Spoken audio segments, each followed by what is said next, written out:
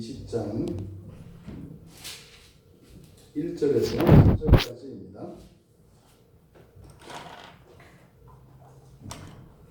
요한계시록 20장 1절에서 3절까지 같이 한 목소리로 함께 읽겠습니다. 또 내가 보내 천사가 무저갱의 열쇠와 큰 쇠사슬을 그의 손에 가지고 하늘로부터 내려와서 용을 잡으니 곧 옛 뱀이요 마귀요 사탄이라. 잡아서 천년 동안 결박하여 무저갱에 던져넣어 잠그고 그 위에 임모하여 천년이 차도록 다시는 만국을 유혹하지 못하게 하였는데 그 후에는 반드시 잠깐 노이리라. 아멘. 어찌 보면 신자들이 예수 그리스도를 믿고 거룩한 성화의 삶을 살기 위하여 분투하며 살았던 그리스도인들이 사실은 가장 고대하는 장면이 바로 이 장면이겠습니다.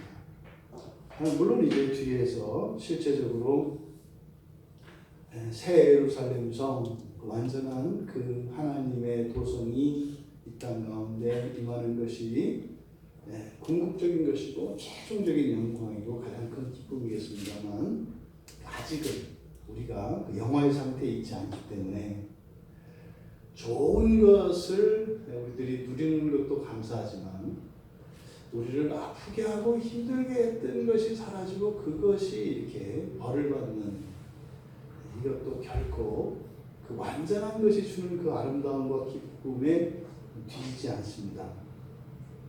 이해되시죠? 왜냐하면 그리스도인들은 이 세상을 살아갈 때 늘 세상과 적대적으로 살아갑니다. 그래서 우리가 적대적으로 살아간다는 것이 아니라 세상은 우리를 적으로 규정하고 있죠. 그래서 사사건건 우리들의 일거수일투족을 이렇게 귀찮게 만들고 두렵게 만들고 복잡하게 만들고 비비꼽니다.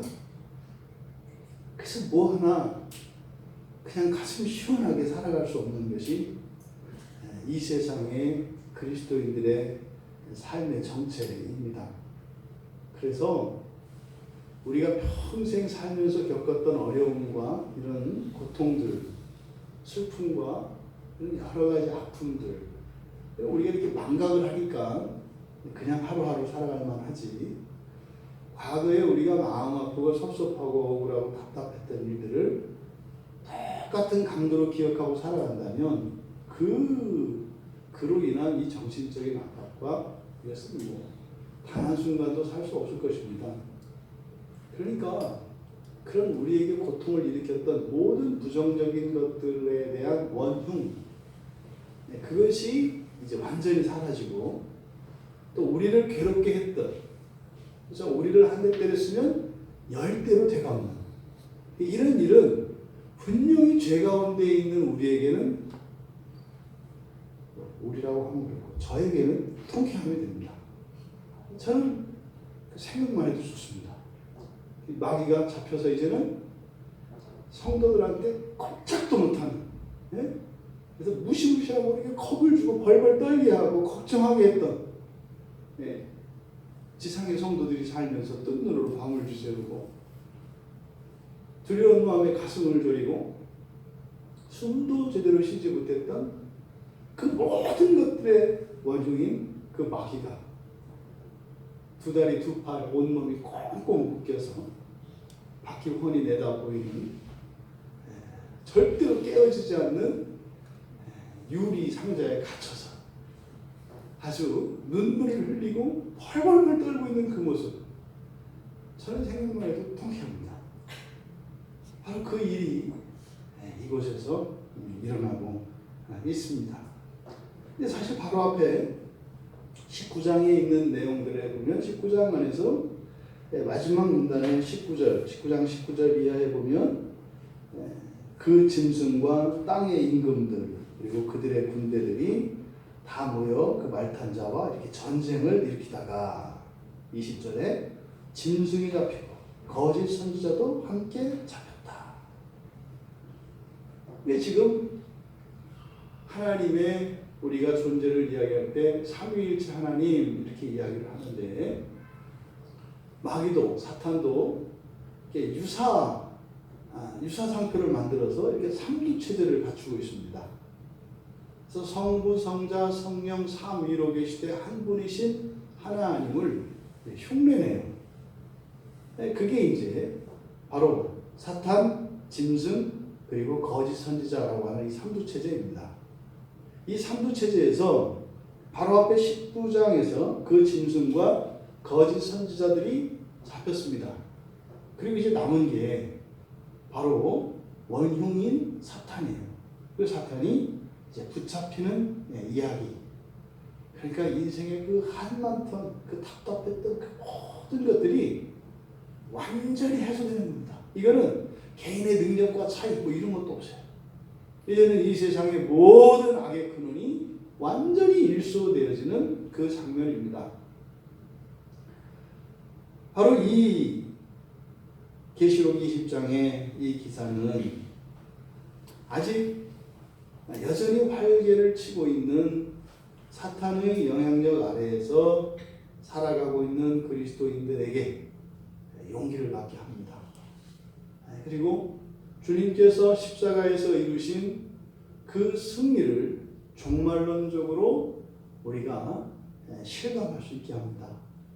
그래서 오히려 정말 이 세상에서 좀 정을 붙이고 이 세상에서도 어떻게 부스러기 하나라도 더 먹으려고 우리들의 신앙을 이용하려고 하는 이 어리석은 모든 시도들조차 우리가 툴툴 털어버리고 완전한 그 하나님 나라만 바라보며 오히려 이 세상에서는 순교의 자리로도 오히려 적극적으로 나아가게 하는 이런 힘과 용기를 주는 것이 바로 계시록 20장의 말씀입니다. 이것은 그리스도인들이 이 세상을 살면서 이해할 수 없었던 악과 부조리로 인해서 당했던 피해, 그 모든 것들에 대한 완전한 답을 주는 것이 바로 20장, 계시록 20장 말씀입니다. 요한이 지금 보고 있는 천사, 내가 봄에 천사가 무저갱의 열쇠와 큰 주사들을 그의 손에 가지고 있었다. 요한은 반갑습니다. 이 천사는 처음 보는 천사가 아니에요. 이렇게 안면이 있는 천사입니다. 여러분도 그러지 않아요? 뭐 이렇게 모르는 교회에 이렇게 갔는데 아는 사람이 일면식 있는 사람이 있으면 굉장히 반갑습니다. 우리 집사님이 외국에 갔다 오셨는데 외국에 가서 그냥 혼자 외국에 갔는데 거기서 한국 사람을 만나면요 반갑습니다. 일면식도 없어도 생김새가 그냥 비슷해서 걸어도 반갑습니다. 근데 지금 하늘에 막 계시가 막 쏟아지고 이러는 상황에서 여기서 지금 누구 요한이 안면인 사람이 어디 있어요? 아무도 없어요. 그런데 지금 여기서 만나는 천사는 안면이 있는 천사예요. 왜요? 무저갱 열쇠를 갖고 있거든요. 이 무저갱 열쇠를 갖고 있는 이 천사가 계시록 9장 1절에서 하늘에서 땅으로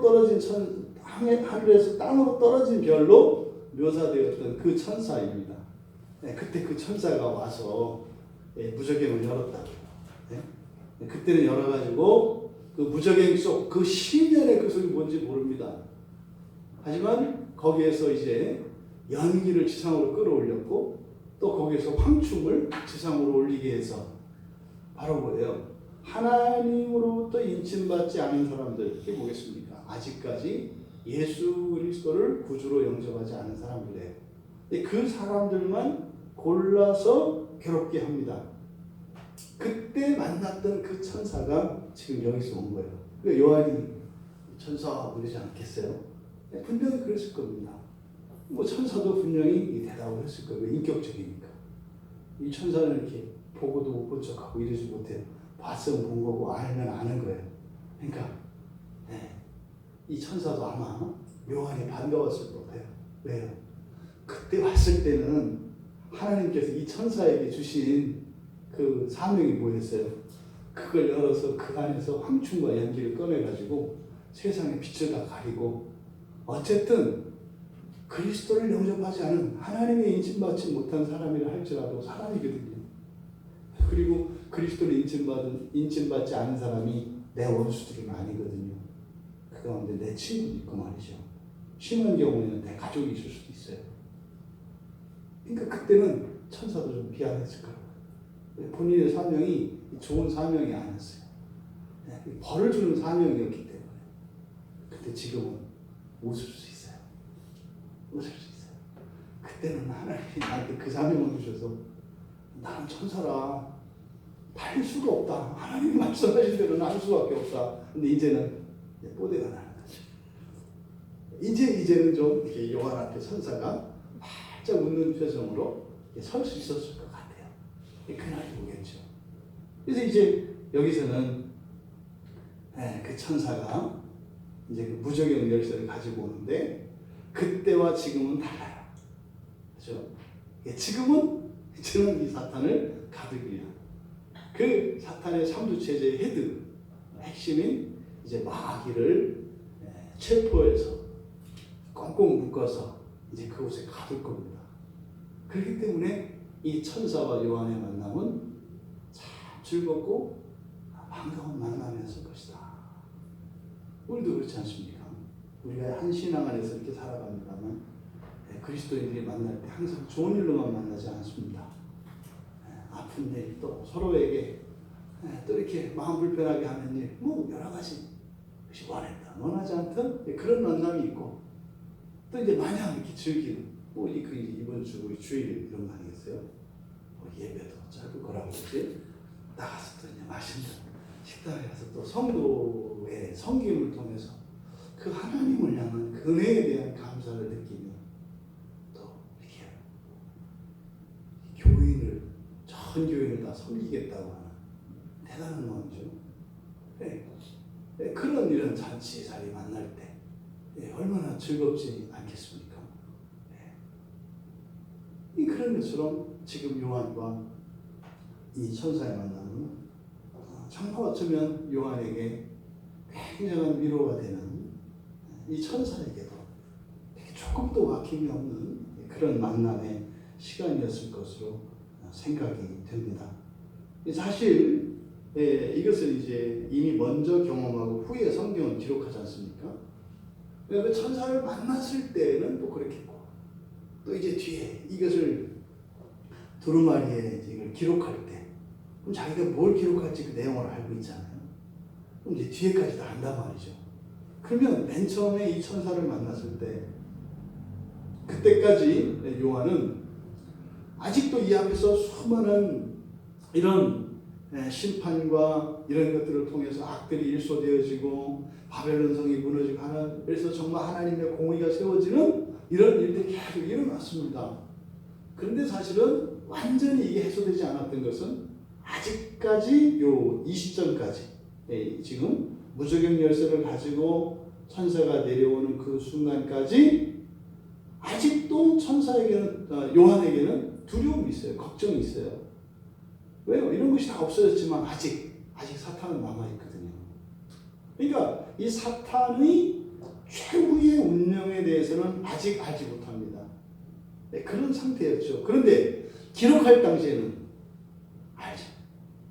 이제는 알죠. 그 뒷이야기를 한단 말이에요. 이렇게 해서 이 마귀를 꽁꽁 묶어서 1000년 동안 팍 가둬버린다고 하는 요 사실을 알아요. 그러니까 아마 여기는 빨리 써서 내려갔을 가능성이 많아요. 뒷이야기만 하고 싶지 않았겠어요? 그러니까 막 속도를 빨리 썼을 거예요. 이게 뭐 저의 상상입니다만 마치 만약에 요한이 쓴 원본이 있다면 분명히 거기는 필체가 빨라졌을 가능성이 많아요. 막 그 뒤에 있는 저랑 그랬어요. 뭐 비슷한 사람이 그런 내용입니다. 그런 내용. 그래서 그렇게 정말 하늘에서부터 시작되어진 그 사탄의 불순종, 그 이후로 에덴 동산에서 일어났던 사람의 범죄, 그 이후에 역사 속에 실존하였던 그 많은 죄, 그로 인한 하나님의 진노와 심판, 그 악들로 인하여 의로운 자들이 당해야 했던 고난과 박해, 이 모든 것들이 이제 끝나는 순간이에요. 여기서 끝나는 순간입니다. 이 얘기만 계속 하고 싶잖아요. 아마 그렇게 하고 싶은 이야기가 많았을 겁니다. 근데 이제 사탄의 최후의 운명을 알게 된 요한, 사실은 여기서 요한의 믿음이 이제 완전해졌을 거라고 봐요. 그쵸, 다 봤으니까 이제 한 채의 의심도 없죠. 그러면서 마치 뭐야, 옛날에는 이렇게 걱정하고 의구심 많았던 이런 것들이 이제 당당한 거죠. 나 이제 다 알아요. 뭐 이렇게 이제 막 나가지 않겠어요? 그러니까 굉장히 자신감 있는 필체로 이제 글을 써 나갑니다. 이제 그 천사를 소개하는데 요한이 천사가 그의 손에 지금 아주 세세하게 이 장면에 묘사하잖아요. 천사의 손, 그 손에 뭐예요? 요한 눈에는 무적행 열쇠가 이만하게 보이는 거예요. 앞에서 이야기할 때 무적행 열쇠는 그냥 무적행 열쇠 있었다고만 얘기해요. 여기서는 손에 열쇠를 쥐고 있었다 이렇게 얘기해요. 손에 열쇠를 쥐고 있었다. 그런데 또 함께 뭐예요? 큰 쇠사슬을 가지고 있었다. 이거 있어야 돼요. 그래서 분이 풀릴 때까지 이 쇠사슬로 마귀를 꽁꽁 묶어요. 발가락 하나하나에서부터 머리카락 하나까지 따로 묶고 다 같이 묶고, 그래서 길어야 돼. 아주 꽁꽁 묶어가지고 지상 성도들의 모든 눈물과 모든 한숨과 모든 아픔이 풀릴 정도로까지 아주 그냥 사탄을 쥐어짜도록 다 묶어요. 이 큰 쇠사슬이 열쇠와 같이 있어야 합니다. 큰 쇠사슬만 있어도 불안해. 그렇게 되면 풀려나면 큰일 나잖아. 그러니까 그것과 함께 완벽하게 가져야 될 무적행 열쇠도 있어야 되고, 또 무적행 열쇠만 있어도 안 풀려. 그 안에서 또 빨개지고 또 뭐 할지 모르잖아. 그 안에서 꼼짝 못하게 해야 돼. 그래서 이 무적행 열쇠와 큰 쇠사슬은 반드시 필요합니다. 마귀는 이렇게 완전하게 결박당하여 무적행에 던져진다는 겁니다. 여기서 이 무적행이라고 하는 이 단어가 사실은 그냥 어떤 단어라기보다는 무저갱이니까, 갱은 사실은 뭐 이렇게 굴이라는 뜻이거든요. 근데 무저예요. 그러니까 그대로 얻는 그대로는 바닥이 없는 뭐 이런 뜻이거든요. 바닥이 없는 거. 밑이 없어요, 밑이. 이게 무한히, 이걸 보통 우리가 시면이라고 하죠. 시면. 그러니까 무한히 깊은 것. 이걸 시면이라고 하죠. 무한히 깊다는 것은 계속 떨어진다는 얘기예요. 계속 떨어진다는 거죠. 그 무적행으로 표현되어진 바닥이 없는 이것은 성경에서 마귀를 가두는 것이고요. 또 음부의 지하 세계를 의미하기도 합니다. 사도 바울은 여기를 그 음부의 음부를 시면이라고도 이야기해요. 하지만 지금 사도 요한이 이야기하고 있는 이 무적행이라고 하는 것은 감옥이죠. 그리고 형벌을 집행하는 것이죠. 근데 거기는 무한의 형벌이 있는 곳이라는 의미로 요한 사도는 사용하고 있습니다. 그리고 이 큰 쇠사슬, 사실 이 큰 쇠사슬 할 때 쇠로 만든 사슬이 이게 이제 베드로한테 쓰였던 거거든요. 베드로가 감옥에 갇혔을 때 그때 묶여 있었어요. 근데 그걸 풀어낸 게 천사야. 천사가 그걸 풀어냈거든요. 이 천사가 그 천사인지는 모르겠어요. 근데 어쨌든 이게 연결을 지어요. 그러니까 보세요. 천사가 와서 예수님의 제자의 사슬은 풀어주고, 그리고 사도 베드로를 감옥에 갇히게 했던 그런 권세자들을 손에 쥐고 있었던 그 사탄을 묶어요. 이 두 개를 연결시키면 어떻게 돼요? 하나님이 마지막 날에 와서 성도의 삶 속에 있었던 사슬을 다 풀러, 그리고 그걸 가지고 마귀한테 그대로 묶어. 네가 당해봐라. 네가 한 짓이 뭔지 당해봐라. 근데 성도에게 채워진 거는 그냥 쇠사슬인데 마귀한테 채우는 거는 큰 쇠사슬이야. 그러니까 네 당하되 10배, 1000배, 10,000배로 당해봐라. 이게 주님께서 마지막 날에 성도들의 눈물을 닦아주시고 위로해 주시는 방식이에요. 여러분 사는 동안 가끔 이런저런 일과 힘든 일, 어려운 일이 생겨도 여러분들이 힘들게 한 원수마귀는 비교할 수 없을 정도로 하나님께서 야단쳐 주시네요. 너무 억울해하고 너무 그것 때문에 두려워하지 마세요. 반드시 하나님께서 보수하신대요. 포복하신대요. 절대 억울한 거 없어요. 희생당하는 거 없어요. 반드시 갚아주셔요. 그래서 이 감옥이라고 하는 모티프에서 사도 베드로가 겪었던 묶였던 쇠사슬과 그리고 이 사탄에게 묶이는 큰 쇠사슬의 어마어마한 차이, 게다가 사도 베드로가 갇혔던 작은 그 감옥과 제한된 감옥과 밑도 끝도 알 수 없는 무한한 감옥, 그리고 거기서 풀어주시는 하나님과 갇히는 사탄과 풀리는 베드로, 이 두 대조를 여기서 보여주고 있습니다. 그러니까 너무 좋은 날이에요. 우리 지라가 그 월급을 떼먹으려고 하는 못된 사장 때문에 속썩이고 속썩고 답답하고 그러지. 제가 이제 잘못했다. 다 줄 테니까 없던 거 하자. 그때 이제 개운한 마음 있잖아요. 네? 개운한 마음. 그리고 좀 전까지 걱정하고 불안했던 게 하나도 없어졌잖아. 나는 전혀 걱정한 적이 없어. 난 이렇게 될 줄 알았어. 이렇게 이제 되잖아요. 이것이 무한대로 바로 이 순간에 일어나고 있는 것입니다. 무적행과 큰 쇠사슬. 그러니까요, 이것은 절대로 벗어날 수 없고, 그리고 이 지상의 모든 성도들이 역사 속에서 겪었던 고통과 아픔과 그 모든 것을 능가할 그 벌이 이제 천사에 의해서 집행되어질 것이라고 하는 것을 요한은 이야기하고 있습니다.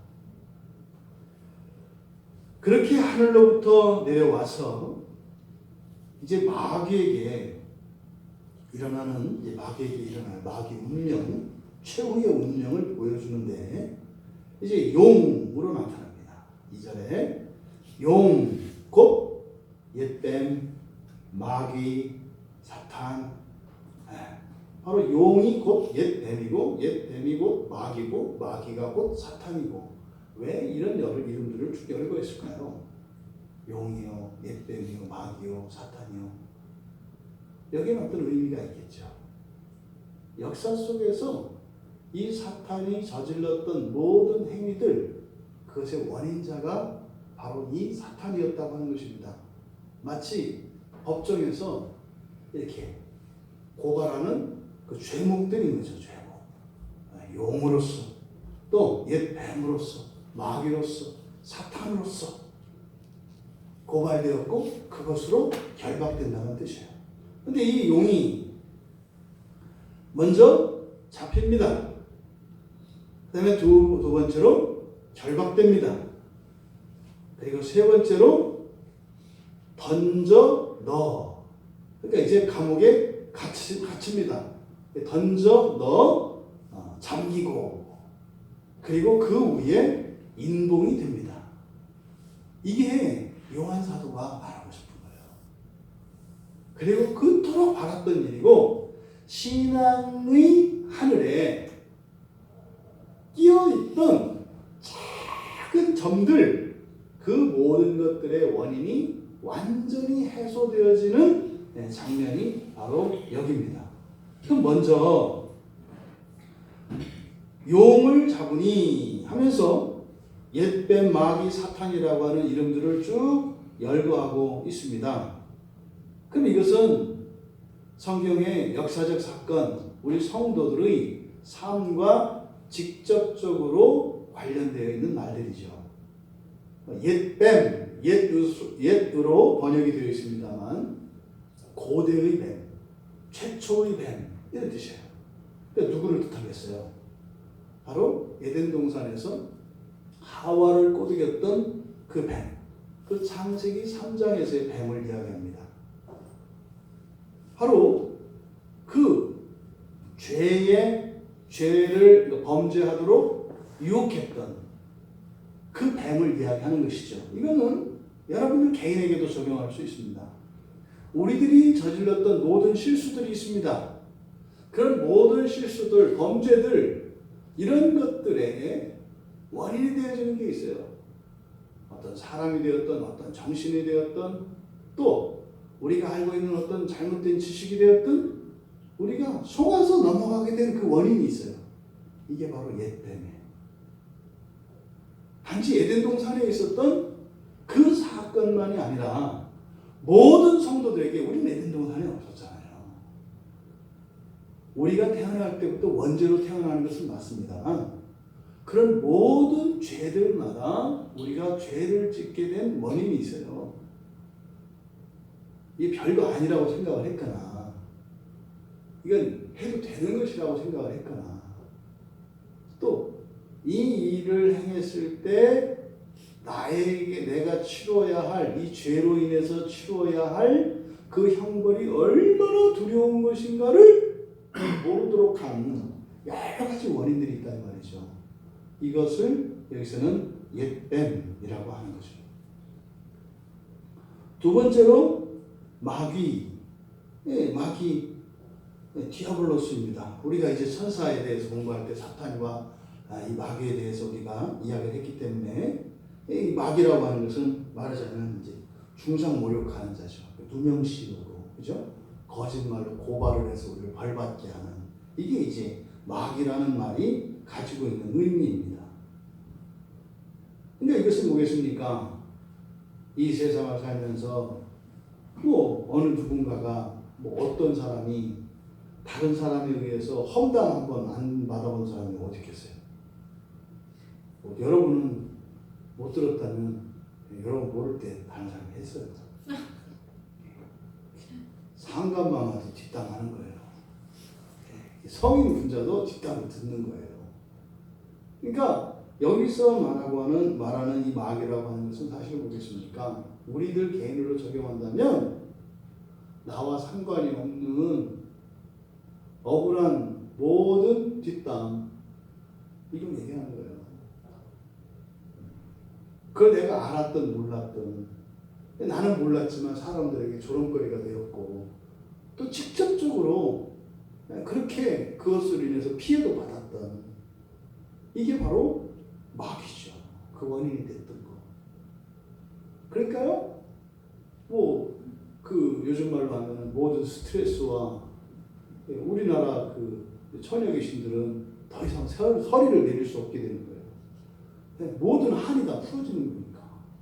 이제는 한국의 처녀 귀신도 서리를 못 내려요. 왜? 이제 마귀가 잡히기 때문에 한이 다 없어졌어. 그런 얘기를 하는 거예요. 한이 될 게 없다. 그리고 사탄은 뭡니까? 대적하는 자예요. 대적하는 자. 나와 반대하는 자예요. 반대편에 서는 자. 내 뜻을 거스르는 자예요. 그러니까 이제 이 용이 잡혔다라고 했을 때 그것이 사탄이었다라고 하는 것은요, 여러분 옳고 그르고를 떠나서 여러분이 하고 싶은 것을 하려고 하는데 누군가가 못하게 하면 그게 기쁘지 않아요. 네? 이렇게 할게, 그냥 내가 하고 싶은 대로 그냥 마음대로 하는 게 좋지, 옆에서 미주알 고주알 얘기하면 싫다고요. 이게 옳고 그르고를 떠나서 말하는 거예요. 사탄이 사라진다는 것은 뭐예요? 물론 이 앞서서 대전제는 이제 우리에게 오류가 없어져요. 실수하고 잘못하는 거 없어요. 그러니까 사실 우리가 사는 동안 우리와 뜻을 반대하는 모든 사람이 나쁜 사람은 아니에요. 나에게 그런 사람이 없으면 나는 참 문제가 많은 사람이에요. 왜요?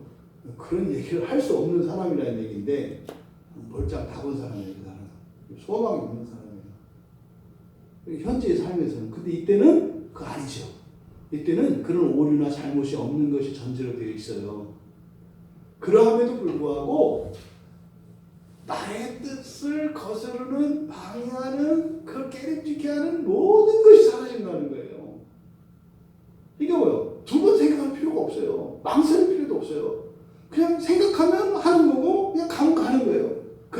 오라. 이게 지금 이 용에 대한 설명에서 사탄을 거론하는 이유죠. 여러분, 요한의 마음이 좀 와 닿으십니까? 억울하고 답답한 건 없어지고 내 뜻을 걸어 내 뜻대로 안 되는 거 사도들끼리 싸웠다고요. 네? 그런 거 없다고 이제. 게다가요, 내가 실수할 수 있도록 이렇게 속이는 그런 일 원인도 완전히 다 사라진다 이 말이에요. 요 이야기를 지금 사도 요한은요, 그러니까 엄청난 이야기잖아요. 자기 인생을 살면서 겪었던 신앙 안에서 가졌던 모든 의문과 불안과 답답함과 억울함과 이 모든 것들을 여기서 지금 용, 뱀, 앳뱀, 마귀, 사탄이라는 말로 딱 요약해서 말하고 있다. 그러면 왜 이것을 대표적으로 용이라고 했을까? 사탄이라고 하지 않고. 그죠? 왜 용이라고 했을까? 그러니까 이 용이, 사실 이 용은, 지아야, 용이 실존 하나 안 하나? 실존 하나 안 하나? 용이. 시험 보는 마음으로 하지 말고 편안하게. 하니까 있겠죠. 하니까 있겠죠. 그래서 이 용이 하나님의 피조물이에요. 하나님의 피조물. 사실은 이 말도 많고 탈도 많은 게 이 용이에요. 그래서 용용 죽겠지 뭐 이러는 거 봐. 이 용이 뭐예요? 하나님의 피조물인데 구약에 가서 이 용이 나옵니다. 용이 탄닌이거든요. 탄닌. 이 창세기 1장 21절에서 우리말 성경에 큰 바다 짐승으로 번역되어 있어요. 근데 이 성경에서 여러 단어로 이렇게 번역이 됩니다. 하지만 1차적으로 바로 이 용이라고 하는 녀석이 하나님의 피조물이라는 것. 근데 이 용이 거하는 초소가 어디예요? 바다예요, 바다. 큰 바다 짐승 이렇게 얘기한다고요. 이거를 고래라고도 이제 성경에서, 우리말 성경에서, 또 영어에서 이제 그렇게 하죠. 고래라고도 번역을 하기도 해요. 근데 이 탄닌, 이게 바로 용입니다. 그래서 이 용에 대한 정보들이 구약 성경에 이제 쭉 나와요.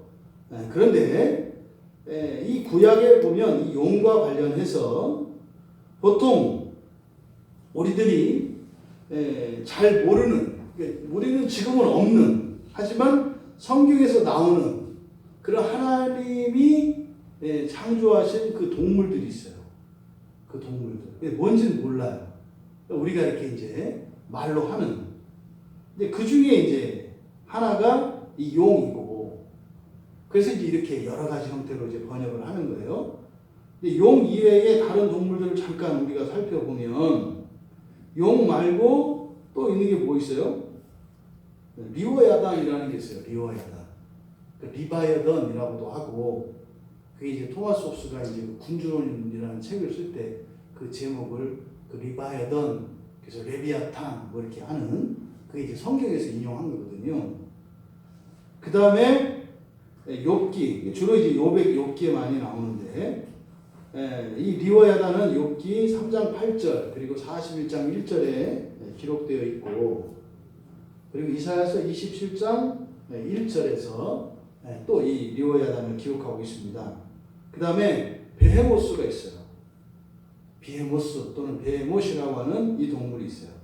이거는 욥기 40장 15절에서 19절까지 이 베헤못에 대해서 이야기를 하는데, 이거를 이제 하마라고 하기도 하고, 이게 지상에서 사는 동물들 가운데 가장 힘센, 그래서 이제 말을 할 때는 보통 악어 가죽에 뭐 하마 몸짓 뭐지 이렇게 이야기를 하거든요.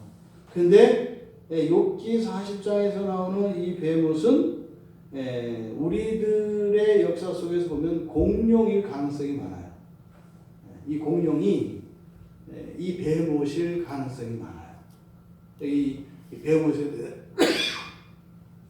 대한 설명을 보면, 그 다음에 욥기 9장 13절과 26장 12절, 여기에 나오는 동물이 또 하나 있어요. 예, 라합입니다. 라합. 발음은 기생 라합과 같은데 하나님이 만드신 창조하신 강력한 피조물 중에 하나가 라합이에요. 이거는 우리가 잘 모릅니다. 그런데 이 가운데 이 리워 야단은 용과 어떤 상관관계가 있어요. 그러니까 용이 리워 야단이다라고는 할 수 없는데, 그러니까 리워 야단과 이 용은 분명히 어떤 상관관계가 있어요. 그게 이사야서 27장 1절입니다. 이사야서 27장 1절에 우리말 성경에는 잘게 안 나타나는데요. 한번 여러분 가보세요. 이사야서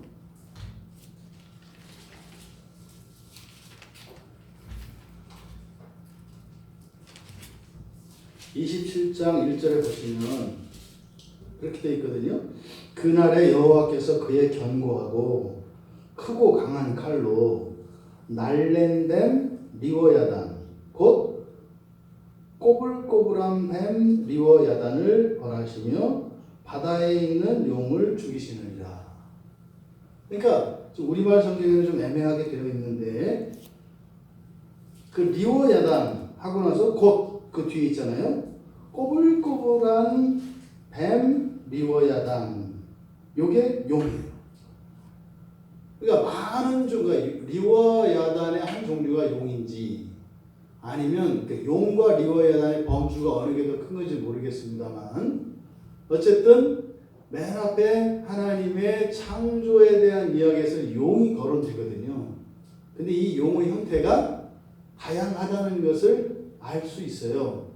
근데 바로 이사야서 27장 1절에서 이 리워야단이 용과 어떤 상관관계가 있다는 것을 이야기를 합니다.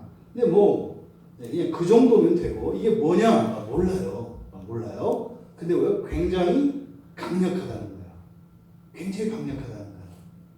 특별히 이 용에 대한 성경의 사용을 보면 주로 심지어는 바다를 가르고 그리고 큰 강들, 큰 바다의 그 세력을, 그 힘을 가지고 있는 게 이 용이라고 표현을 하거든요. 그러니까 이런 전승들이, 전설이나 이런 데 나오는 용이나 이런 것들이 성경에 있는 내용들, 성경과 무관하지가 않아요.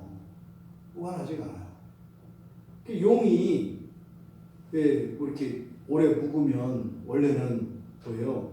이 무기가 용이 되기 위해서는 올라가잖아요. 여의주를 물고 가야 용이 되는 거 아니에요. 바다에서 이렇게 올라간다면서요. 그러니까 걔들이 바다에서 산다는 건 어떻게 알았냐고요. 그러니까 정말 알 수 없는 이런 그 성경의 놀라운 지식들이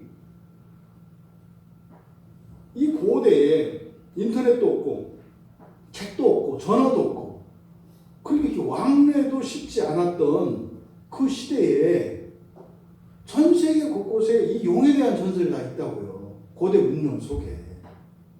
그러니까 뭐예요? 모든 인류의 그 조상들, 모든 민족과의 조상들은 전승되는 지식이 있었던 거예요. 그것을 우리는 전설이다 얘기해서 사람이 꾸며낸 얘기라고 생각을 하는데 아닌 거예요. 물론 이제 이야기 하다 보면 좀 이제 각색도 되고 뭐 이렇게 돼서 꾸며집니다만, 그래서 고대의 신화라고 하는 것은 거짓이 아니에요. 표현 방법이라고요. 표현 방법. 쓰는 방식. 우리로 말하면 뭐예요? 픽션과 논픽션, 그죠? 소설이 있고 수필이 있고 이러잖아요. 신화라고 하는 것도 글쓰기 양식인 거거든요. 그거는 오늘날처럼 소설처럼 허구로 지어진 게 아니에요. 사실을 그런 식으로 얘기한 거죠. 충청도 사람들이 오해받는 것처럼. 오늘 이번 주 주일날 교회 오실 거죠? 그려. 이게 그려가 예스라고 하는 의미인데 진짜인지 아닌지 몰라요. 이게 거짓말이 아니거든요. 이게 충청도 사람들이 말하는 방식이에요. 이렇게 줬더니 밥을 안 먹어요. 그래서 드셨어요? 뭐 이거 안 드실 거예요?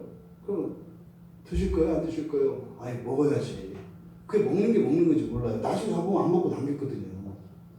그러니까 이 그 왜 지방에 따라서 사람에 따라서 우리도 그러잖아요. 어떤 사람들은 노라고 못하는 사람도 있어요. 싫다고 못하는 사람들. 그래서 애간장 타죠. 절대로 할 수 없는데 싫다고는 못하고 할 수도 없고 안 할 수도 없고. 근데 말하는 법이 있잖아요. 사람들마다. 예, 그런 방식 중에 이제 하나가 신화다 이 말이에요. 근데 이 용에 대한 이 신화 놀랍다. 용은요 신화 속의 동물이 아니에요. 실제 하나님의 피조물이라고요. 근데 그 피조물이 맨 처음에 하나님께서 창조하실 때 그 창조하셨던 그것이 이제 마지막에 가장 강력한 피조물인데 이것이 마지막 날 바로 이제 심판을 받는 그 대상으로 비유가 돼요. 그러니까 사탄이라는 존재가 우리가 천사론을 할 때 살펴보았습니다만 어떤 존재라고요? 하늘에서 영적 존재 가운데 가장 강력한 존재라고 했잖아요. 그래서 지상의 가장 강력한 존재인 용에 빗대어서 이렇게 비유가 되어지는 거예요. 근데 용 자체가 또 이렇게 다 죽는다는 의미가 아니라 용은 죄 없어요. 용이라서 그냥 워낙 센 존재이기 때문에 거기에 비유가 되어질 뿐인 거죠. 하지만 실제로 존재한다. 그러니까 여기서 용을 이야기하는 사도 요한의 의도는 뭐예요? 가장 강력한 존재. 여러분들이 살면서 눌렸던, 여러분들이 굴복할 수밖에 없었던 엄청난 힘, 그것을 여기서 용으로 나타내고 있는 거예요. 내 양심에 반하는 일을 하지 않을 수 없었다. 이것이 하나님을 기쁘시게 하는 게 아닌 줄 알면서도 어떤 힘에 의해서 굴복되어서 그렇게 하지 않을 수 없었다. 무엇이 되었든지 간에 하나님의 뜻에 반하고 불순종하게 하는 모든 강력한 힘들, 이것을 상징하는 게 용이라는 말이에요. 그러니까요, 우리의 자유의지를 강요하는, 정말 그 선으로 향하고자 하는 우리의 자유의지를 강박하는 어떤 강력한 힘, 이것이 더 이상은 없어진다는 것을 이야기하기 위해서 지금 용을 이야기하고 있는 것이다. 우리말 성경에 우리들이 정정해야 되는 부분이 있어요.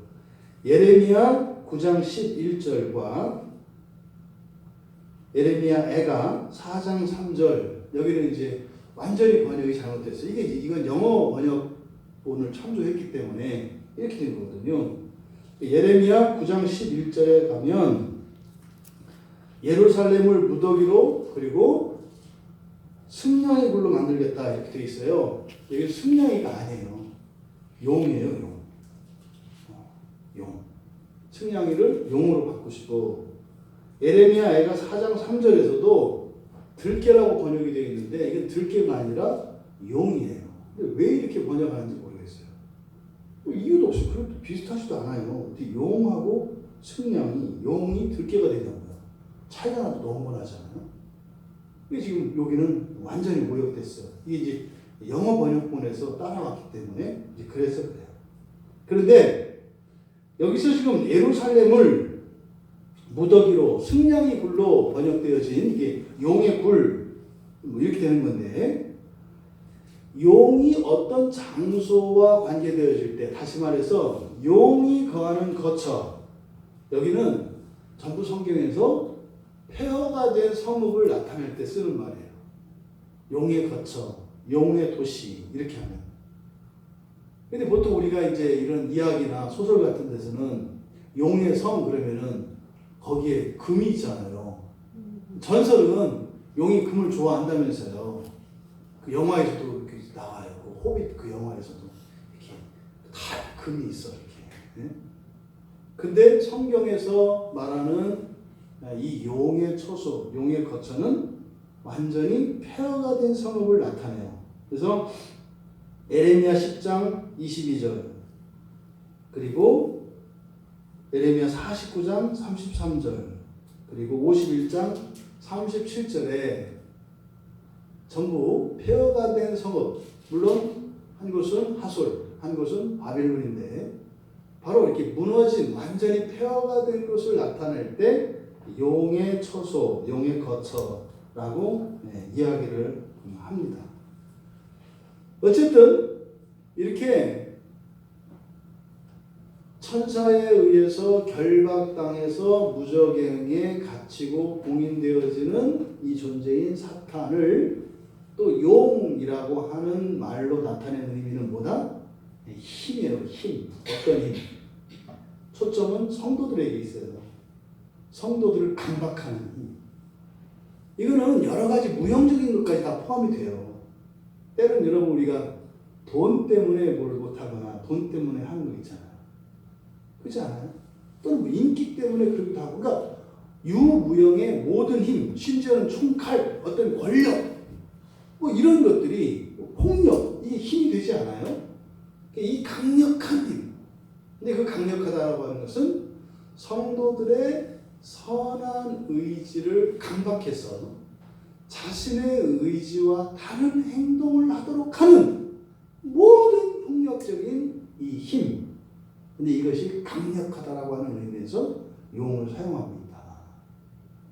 그러니까 지금 요한이 단순히 그 사단이 결박돼서 이제 갇히는 이 장면을 이렇게 네 가지의 존재를 거론함으로써 설명한 것은 사실은 이 세상을 성도들이 살아가는 동안 겪게 되는 하나님의 자녀로서의 그 권리와 행복을 유린당하고 방해받는 그 모든 힘들을 지금 다 함께 이야기하는 거죠. 그러니까 단순히 사탄이 잡혀 이러는 것이 아니라 성도들의 입장에서 이것을 설명하려고 이렇게 네 가지를 들어서 이야기하고 있다. 요한 자신도 성도죠. 요한의 삶에 대한 사실 자신의 삶 속에서 경험되어졌던 그 모든 것들을 그것이 또 우리 모두에게 일어나는 일이기 때문에 이렇게 이야기하고 있다. 그 용으로 표현되고 있는 이 사탄, 그 사탄의 최후의 운명이 어떻습니까? 결박되고요. 그렇죠? 꽁꽁 묶이는 거예요. 크루세선슬로 꽁꽁 묶인다고 하는 것은 손가락 끝도 꼼짝 못하는 겁니다.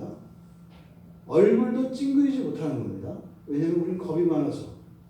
사탄이 얼굴을 찡그리고 이렇게 무서운 표정을 지으면 우리는 거기서 주눅 들어서 꼼짝을 못해요. 그러니까 어떻게 해요?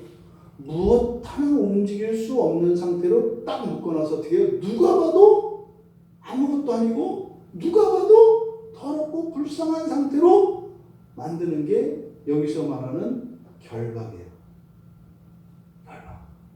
얼마 동안요? 1000년 동안. 그리고 결박되기만 하는 게 아니라 사실 결박해서 놔도 꼼짝 못해요. 그죠? 근데 그것만으로도 안 돼. 어디다가? 감옥 중에 감옥이요. 밑도 끝도 없는 무한대의 고난과 고통과 아픔과 분함이 있는 그 감옥. 무적행에다가 그리고 나도 이렇게 넣는 것도 아니고 뭐 한대요? 던져서 딱. 놓는 것도 여러 가지잖아요.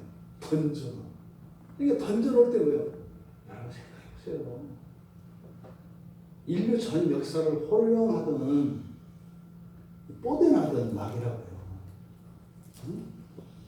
근데 좀 몇 명 혹이라도 붙어서 이렇게 조금 그러잖아요. 이 세상에서는 대통령도 잘못하니까 감옥을 가도 틀리더만. 네? 여기 서울구치소에 가면 제가 교정위원회 때 갔었는데 대통령이 갇혔던 곳이라고 또 일반 범죄자를 들어가지 못하더만요. 네? 그 대통령이 있던 그 거룩한 곳인데 일반 재소자들이 갈 수 있냐 해서 거기는 안 쓴대요. 그 방을. 아니 이 안에 타닥타닥 사람 그 여러 명 같은 경우는 굉장히 어렵거든요. 몇 명이라도 좀 특히 이제 뭐 임산부나 이런 사람도 있거든요. 그런 사람이라도 쓰게 두지. 그 무슨 뭐 전 대통령님이 계셨던 곳이 무슨 뭐라고 거기를 무슨 유물처럼 딱 보관했다. 그거 안 없애니까 자꾸 대통령 그 방 쓰려고 들어가잖아. 그거 없애야지. 그래야 그렇지 않아요? 집이 있으면 집주인이 들어간다니까. 없애야지. 그런데요, 막 과연 이 자가 세상의 권세를 잡았던 자인가? 아무도 상상할 수 없다는 거예요. 아무도 상상할 수 없을 정도로 그렇게 비참한 상태로 이제 무적행에 들어간대요. 그러니까 누가 봐도 살인범도 아니야. 이 교도소에도 살인범은 대우를 받거든요. 빨간 딱 붙이면 저기 살인범 건들지 마. 그래서 그 안에서도 이렇게 대우를 받는다고요. 얘는 뭐예요? 감옥에서 제일 대우받는 범죄자. 그런 꼴로 간다는 거예요. 요새는 그 사식도 안 하면 또 그 안에서 또 따돌림 당한대. 그러니까 뭐요? 사식도 넣어주지 않는 범죄자. 아주 잡범 중에 잡범. 그리고 범죄자들조차도 너는 인간 쓰레기다 하는 그런 정도. 그리고 정말 손톱 밑에 때만큼도 여기지 않아.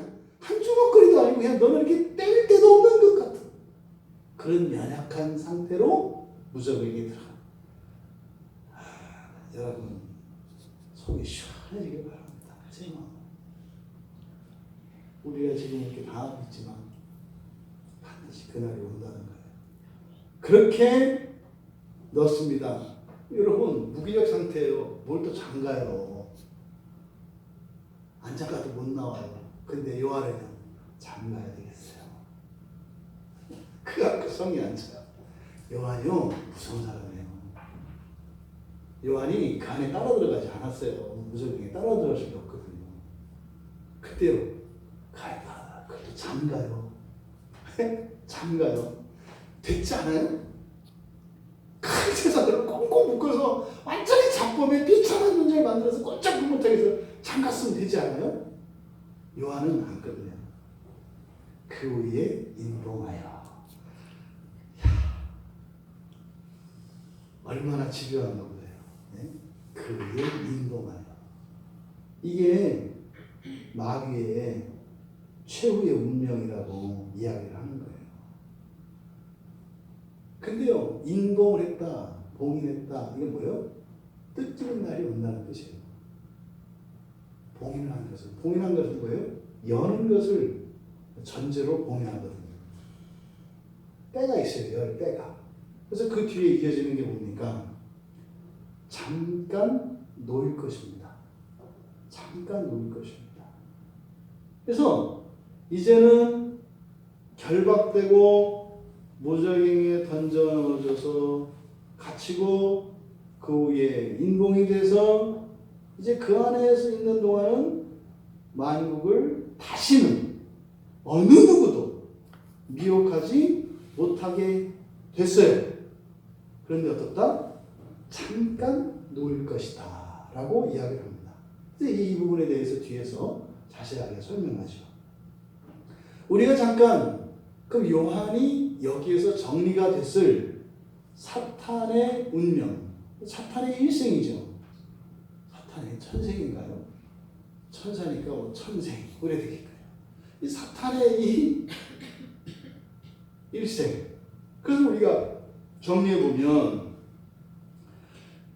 계시록 12장 3절에서 12절의 내용을 보면 용이 하늘에서 내려왔다는 사실을 이야기합니다. 그때 이제 예수 그리스도를 상징하는 그리고 교회를 상징하는 여인으로부터 아기가 이제 태어나려고 할 때 그 아기를 삼키려고 시도를 하잖아요. 그러니까 용은 천상의 존재예요. 천사거든요. 근데 그 천상의 존재가 어떻게 해요? 지상에 내려와서 초림하신 예수 그리스도를 파멸시키려고 노력을 해요. 그런데 실패한다는 거죠, 그때. 그러니까 앞에 계시록 12장에서 이야기한 게 그 내용이에요. 실패했다.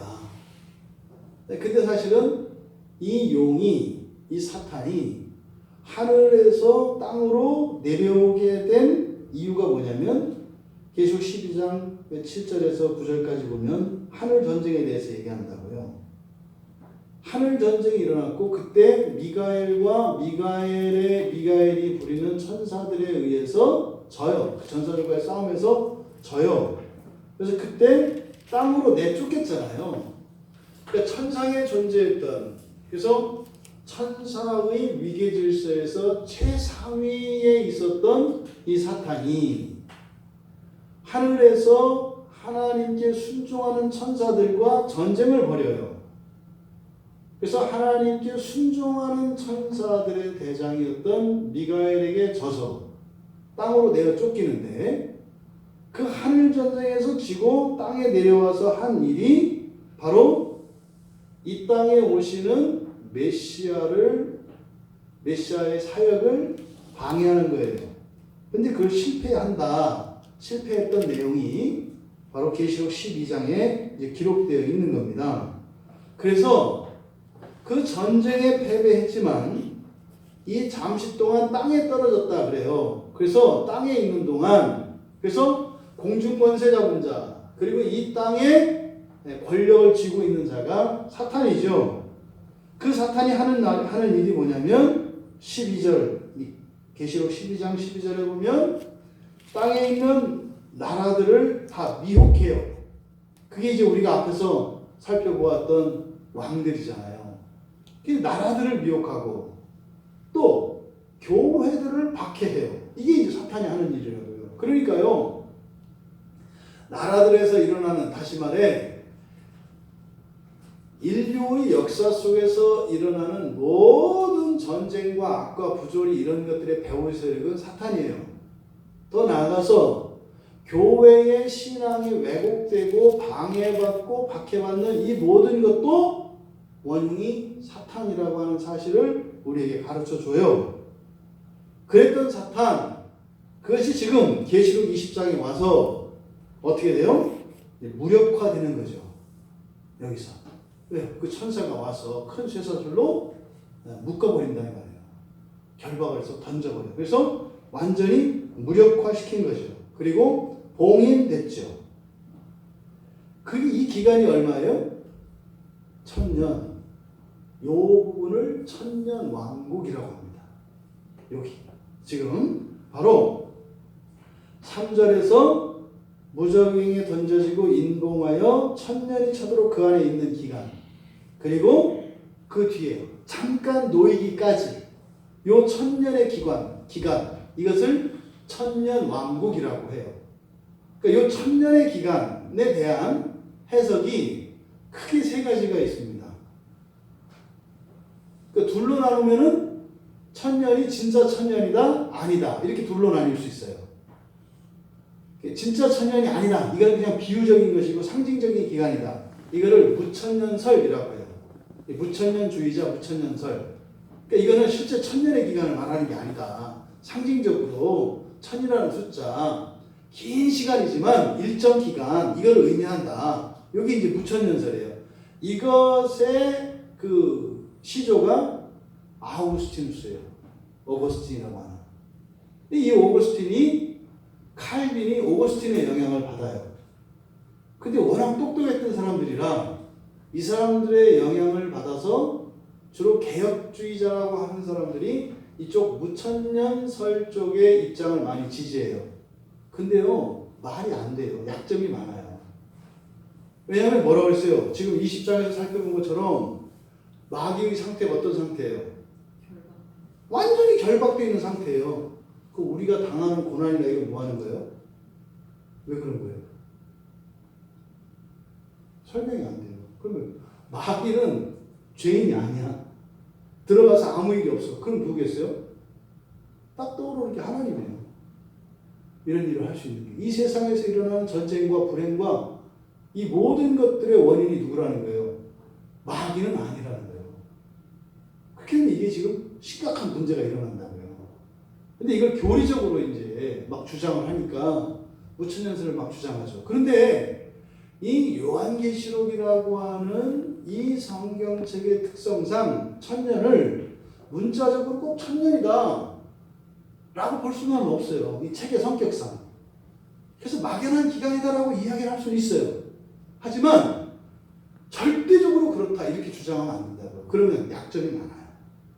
성경에서 나오는 이 내용들을 설명을 할 수가 없다고요. 그리고 이제 또 하나의 관점, 또 하나의 입장이 뭐냐? 그러니까 이 무천년설주의자들의 천년왕국의 천년은 뭐냐? 예수님께서 십자가에서 죽으시고 부활 승천하시고 재림하실 때까지의 이 기간, 이거를 교회 시대라고 하거든요. 교회 시대를 바로 이 천년의 기간이라고 한다. 근데 이제 뒤에 있는 내용을 보면 천년왕국은 어떤 시대예요? 하나님의 공의가 다스리는 시대예요. 그러면 지금 교회가 하나님의 공의라고요? 이는 중세에 설명이 어느 정도 가능했어요. 왜요? 교회가 절대 권력을 가지고 있었잖아요. 그래서 교회가 세상을 다스린다. 그런데 어떻게? 점점 교회에 의해서 세상이 더 하나님의 공의가 실현되어지는 나라가 될 것이다라고 하는 그런 낙관적인 역사에 대한 낙관적인 기대가 있었어요. 그래서 그를 기피고 따랐다고요. 근데 교회 역사를 보면 그렇지 않아요. 교회 역사를 보면. 그래서 무천년설의 입장이 일정 부분에서는 의미가 있지만 성경을 설명하기에는 매우 약점이 많다. 그러면 크게 나눠서 천년을 실제적으로 역사적인 기간이다 라고 보는 입장, 이거를 이게 둘로 또 나뉘어요. 그래서 셋으로 보는 거거든요. 그래서 이거를 전천년설, 후천년설 이렇게 얘기를 해요.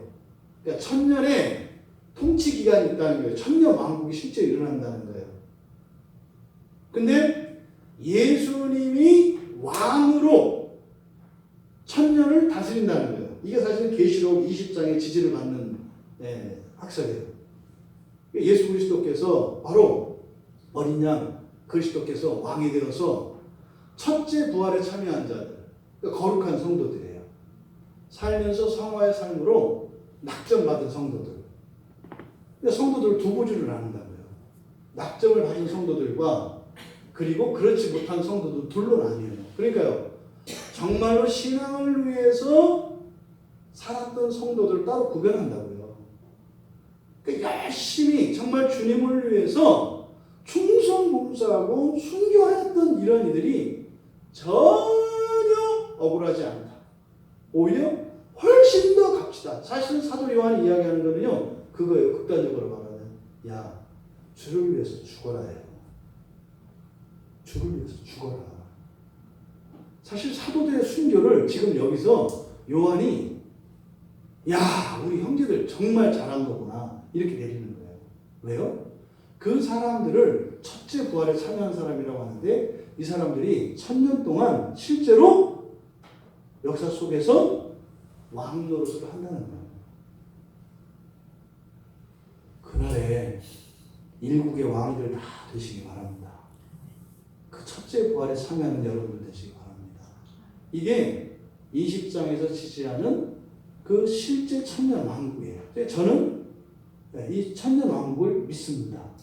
근데 그 두 가지 천년 왕국을 믿는데, 전천년이라고 하는 것은 앞전자거든요.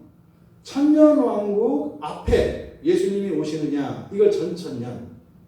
후천년은 천년 왕국 뒤에 오시느냐, 이게 후천년이에요. 그럼 차이가 뭐겠어요? 그냥 간단하게 얘기를 하는 겁니다. 전천년은 왕이 누구세요? 예수 그리스도가 왕이세요. 그래서 성도들과 함께, 첫째 부활에 참여한 성도들과 함께 천년 왕국을 함께 다스리는 거예요. 주님과 함께. 그래서 이제 월요일마다 원래해서 왕들 다 같이 연락해서 서로 얘기하고, 뭐 얘기하고 뭐겠어요? 다 찬양할 일들 아니겠어요? 찬양하고 감사하고. 요게 전천년설이에요. 요게 후천년설은 그 뒤에 온다는 거예요. 요 부분은 생각할 필요 없어요. 성경과 맞지 않아요. 이게 다른 것 가지고 이렇게 하는데, 그래서 이 전천년설과 무천년설, 이 두 가지가 개혁신앙을 가진 신학자들 사이에서 지지되고 있는 두 가지의 이론입니다. 근데 이 두 가지를 합치지 못해요. 근데 우리는 이걸 합칠 수 있어요. 무천년설적 입장과 이 역사적 전천년설, 세대주의자라고 있는데 그 사람들은 또 세대주의적 전천년, 우리가 하는 걸 역사적 전천년, 근데 몰라도 돼요. 그냥. 근데 이 전천년설과 무천년설 이 두 가지가 우리가 결합을 시킬 수 있어요. 뭘로요? 시간과 영원이라고 하는 개념입니다. 종말론적으로 볼 때는 천년, 만년의 의미가 없어요. 그러니까 영원의 영원을 시간 속으로 이렇게 끌고 들어왔거든요. 그러면 우리가 사는 시간 속에서는 1, 2, 3, 4, 5, 6이 천이라고 하는 천년이라고 하는 시간이 있어요. 근데 영원이 들어와서 이렇게 뚜루루루 말아버리면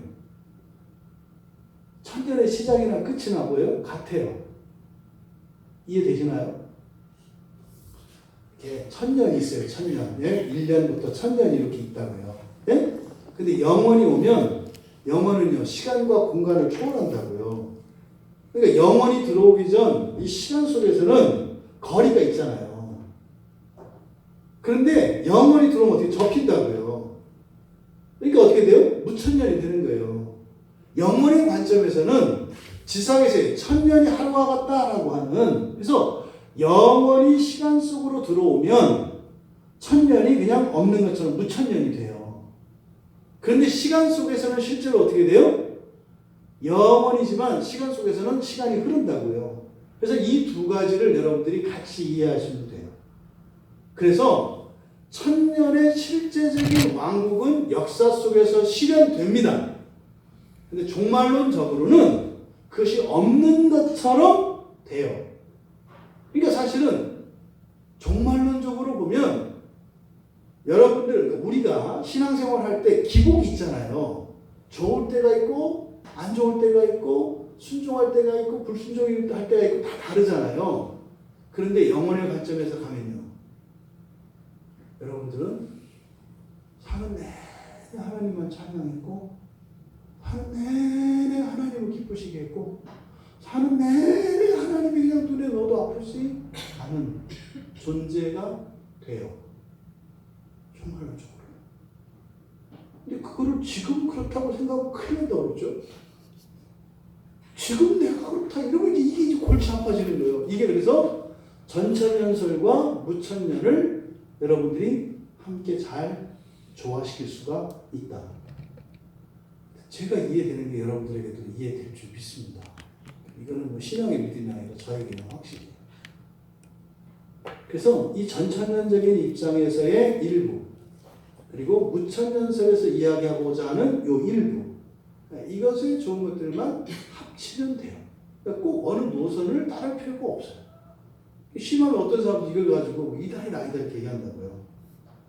전천년주의자, 이제 혹시 이 설교를 들은 어떤 요즘 말로 개혁주의 막 이렇게 그 소리를 내는 사람들이 있어요.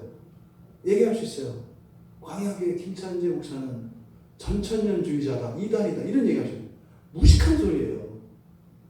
우리 교단의 총신신학대학원에도 신대원 교수님들은 두 이렇게 그룹이 있어요. 무천년을 주장하는 분들이 계시고 역사적 전천년을 주장하는 분들이 계세요. 우리나라 개혁신앙의 가장 어른격인 분이 박형용 박사님이라는 분이세요. 그 부분이 거의 이제 우리나라에서는 외국의 칼빈과 같을 정도로 이렇게 존경받는 분이거든요. 이 박형용 박사님도 전천년주의자라고요. 무천년주의자가 아니에요. 그렇지 않다는 거예요. 교회는 망할 수 있다는 거예요. 먹힐 수 있다는 거예요.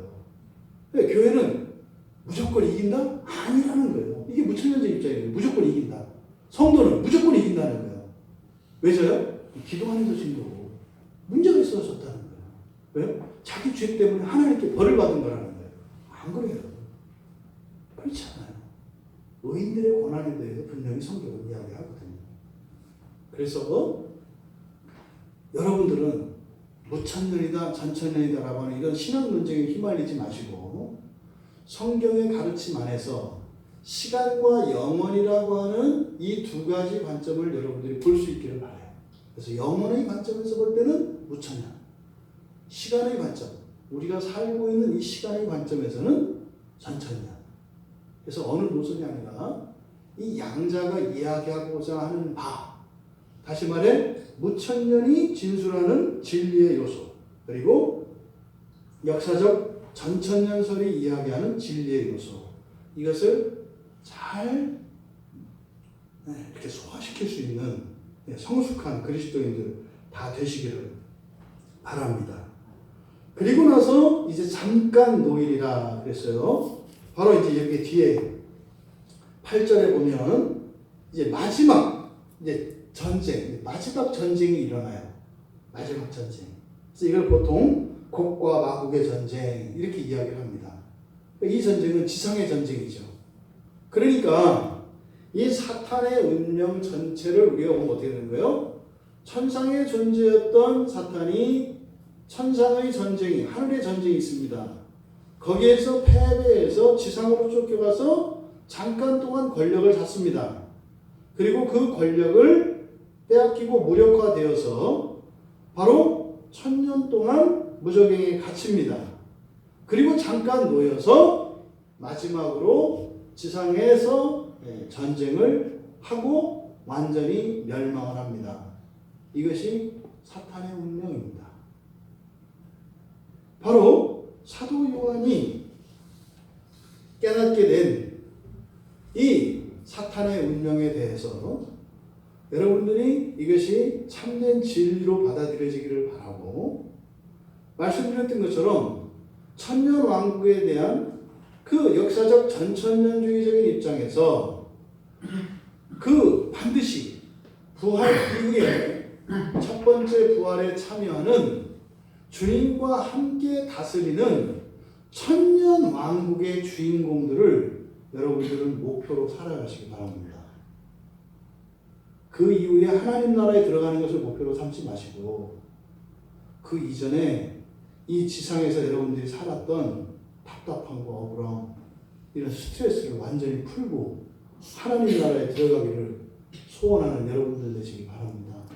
하나님 나라에는 그 뒤에도 거기에 참여하지 않는 다른 성도들도 들어가요. 근데 그것보다는 우리 광야교회 교인들은 일국의 왕들로서 그렇게 주님과 함께하는 어전회의에 참여하는 우리 모두 되기를 주님의 이름으로 축원합니다. 우리 말씀을 생각하며 잠시 기도하겠습니다. 여러분, 우리가 살아가는 삶의 목표를 어디에 두어야 하는가 하는 것을 여러분 다시 조정하시기 바랍니다. 여러분, 인생에서 어떤 목표를 세우고 꿈을 갖는 것 중요합니다. 인생에서 성공하고 중요합니다. 근데 그것보다 더욱 중요한 것은 이 세상에서의 이런 흥망성쇠가 아니라 그것을 능가하는 바로 이 천년왕국에 여러분들의 1차적인 목표가 고정되기 바랍니다. 그럼 천년왕국의 목표를 두면요, 영원한 하나님 나라에는 자동으로 이어집니다. 여러분, 보다 먼 새 예루살렘 성에 여러분의 목표를 두지 마십시오. 보다 가까운 천년왕국의 목표를 두십시오. 여러분들이 삶 속에서 겪는 여러 가지 불편과 어려움들, 시련들, 훈련들, 이것은요 바로 무의미한 것이거나 능력이 없어서거나 환경에 의해서가 아니라 바로 그 천년왕국에서 주님과 함께 이 세상의 나라를 다스리기 위하여 왕자로서 준비되어지는 수업이라고 하는 것을 기억하시기 바랍니다. 한날 한날에 일어나는 그 일들에 일희일비하는 여러분이 아니라 그 천년왕국의 그 완성된 그 나라의 그 존귀함, 그 자리를 위하여 살아가는 우리 모두가 되기를 바랍니다. 말씀을 생각하며 우리 잠시 기도합시다. 지금까지 내가 살아왔던 내 인생의 목표는 어디에 있습니까? 앞으로 여러분들은 어디에 목표를 두고 사시렵니까? 사람들이 흔히 말하는 천국 지옥에서 지옥이 아닌 천국, 그것을 목표로 두면 안 된다는 겁니다. 보다 구체적으로 천년왕국의 왕으로 주님과 함께 통치에 참여하는 것을 목표로 두어야 한다는 것입니다. 여러분들은 어떤 목표로 바꾸시겠습니까? 하나님, 여러분 각자의 소원을 또 여러분의 목표를 주님께 간절히 기도하며 우리의 인생 잘못 설정되었던 그런 목표로 인해서 우리의 삶 속에 겪지 않아도 되는 아픔과 슬픔, 어려움, 두려움, 이제 이제는 그런 것들을 떨쳐낼 수 있도록 은혜를 달라고 같이 기도하겠습니다.